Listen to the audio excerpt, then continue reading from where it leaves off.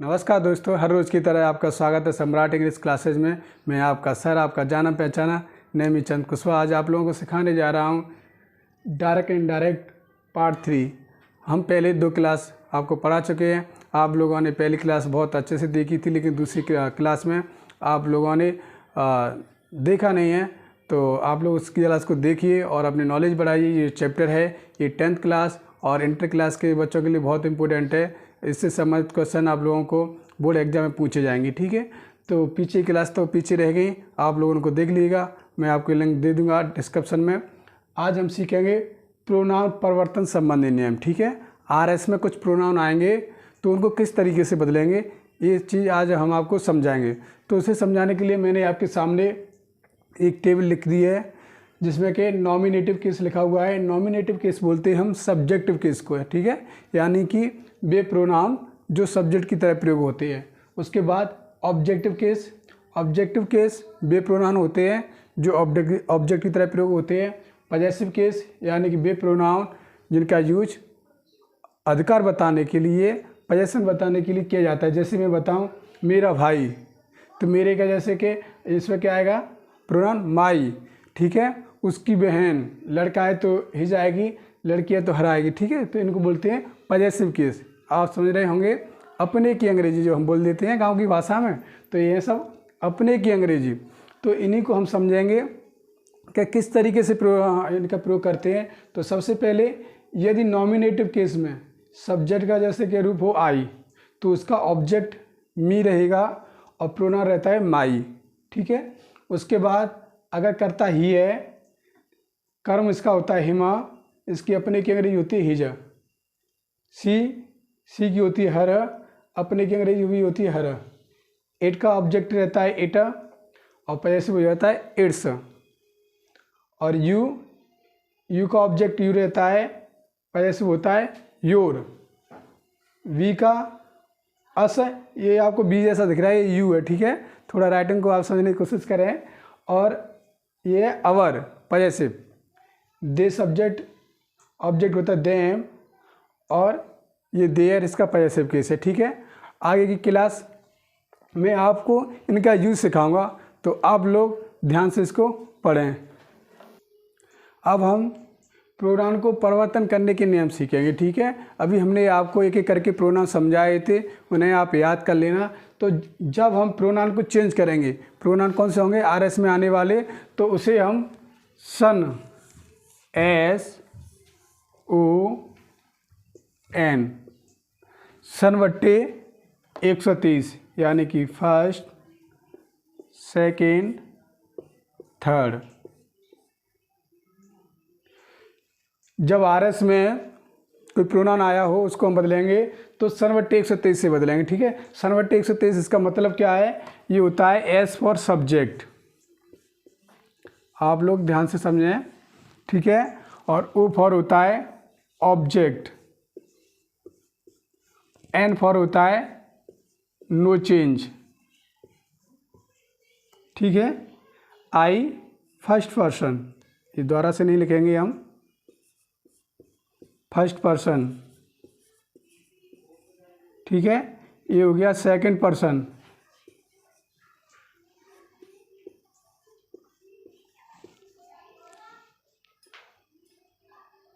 ठीक है। और ये हो गया थर्ड पर्सन। अब क्या होता है, जो आई होता है, ठीक है, यानी फर्स्ट पर्सन, ये रोमन गिनती में लिखा हुआ है, तो फर्स्ट पर्सन क्या होता है आई वी, ठीक है। ये तो हो गया सब्जेक्टिव केस। अगर इसके जैसे कि प्रोनाउन ऑब्जेक्टिव केस आएंगे, तो जैसे कि आई का हो गया मी, और बी का हो गया अस, पैसिव केस होगा आई का माई, और ये होगा अवर। जगह नहीं रहेगी उधर की तरफ, लेकिन आप समझना, ठीक है। ये फर्स्ट पर्सन के प्रोनाउन है।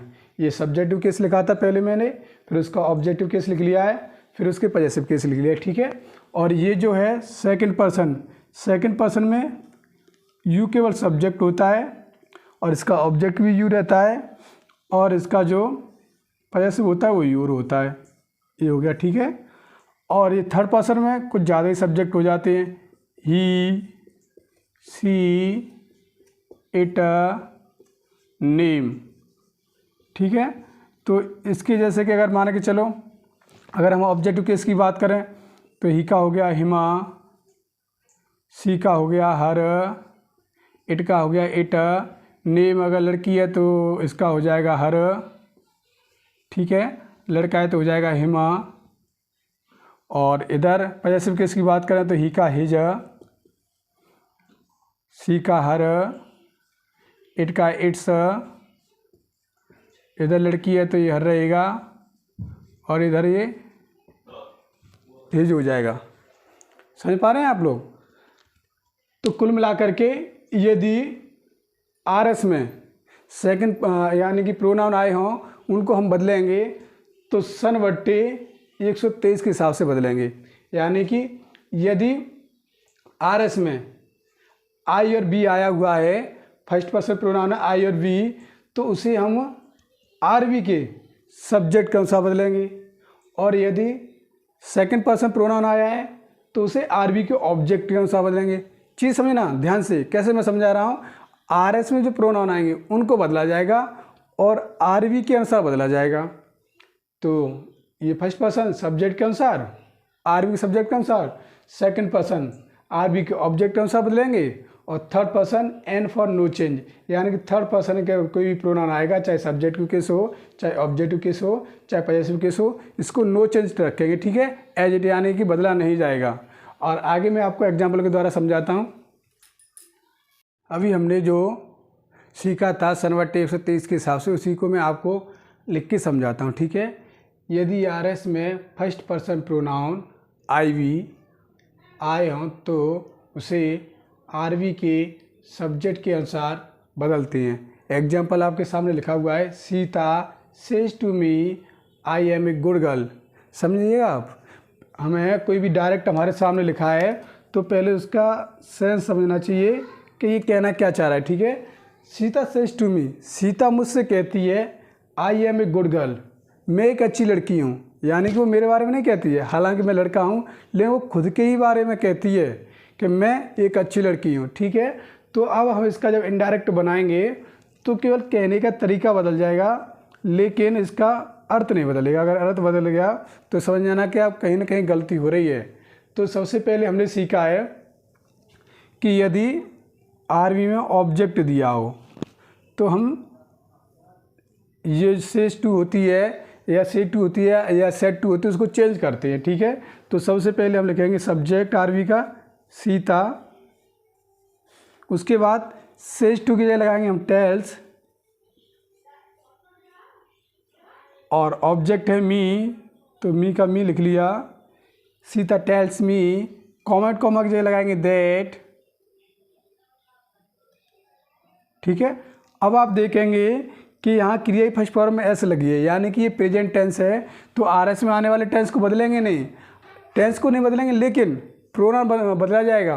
तो इसमें देखेंगे आपके आई प्रोनाउन आया हुआ है और आई होता है फर्स्ट पर्सन प्रोनाउन, तो आई को हम चेंज करेंगे तो ये होगा चेंज अकॉर्डिंग टू सब्जेक्ट और आरवी, यानी कि सीता के अनुसार। ठीक है, तो सीता एक लड़की है, ये तो नाउन हो गया। अगर इसका प्रोनाउन हो तो प्रोनाउन क्या हो सकता है इसका, सी। ठीक है, तो अब देखेंगे ये आई जो है, आई है ये सब्जेक्टिव केस, तो हम इधर सब्जेक्टिव केस ही लगाएंगे, तो सीता का इधर सब्जेक्टिव केस आएगा शी। अगर आई के साथ एम आ रहा है तो फिर सी के साथ क्या आएगा, सी के साथ आएगा एज, फिर जैसा है वैसे लिख दो, ए गुड गर्ल, यहाँ आएगा फुल स्टॉप। ठीक है, इन्वर्टेड कॉमा वगैरह हट जाएंगे। अब देखेंगे हम इसका सेंस समझते हैं। सीता टेल्स मी, सीता मुझे बताती है दैट कि सी इज ए गुड गर्ल, वह एक अच्छी लड़की है, यानी कि सीता अपने बारे में बता रही है कि सर जी मैं तो बहुत अच्छी लड़की हूँ। ठीक है, तो आशा करता हूँ आप लोगों को समझ में आ रहा होगा। यदि आप लोगों को समझ में आ रहा है तो मैं आप लोगों के लिए एक एग्जाम्पल छोड़ता हूँ, आप कमेंट बॉक्स में उसका जवाब दें और जवाब जरूर दिया करें, जिससे मुझे पता चले कि आप लोगों को समझ में आ रहा है या फिर मैं आपको अच्छे से समझा नहीं पा रहा हूँ। तो आप अपना फीडबैक दिया करें, जिससे कि मैं अपने अंदर कोई सुधार करूँ और आपको अच्छे से अच्छी शिक्षा दे पाऊँ, जिससे कि आप अंग्रेजी में नाम रोशन करें अपने माता पिता का, गुरुजनों का और अपने देश का। ठीक है, तो आप एग्जाम्पल ध्यान से देखिएगा। मैं आपके लिए एक एग्जाम्पल छोड़ के जाता हूँ। आप लोग नियम को समझ के, एग्जाम्पल को समझ के इस वाले एग्जाम्पल का जवाब दें कमेंट बॉक्स में। ठीक है, और मेरे चैनल को सपोर्ट करते रहें, चैनल को सब्सक्राइब करें, वीडियो को लाइक करें और कमेंट करना ना भूलें और पढ़ते रहें। अपना ध्यान रखें। जब तक के लिए जय हिंद, जय भारत।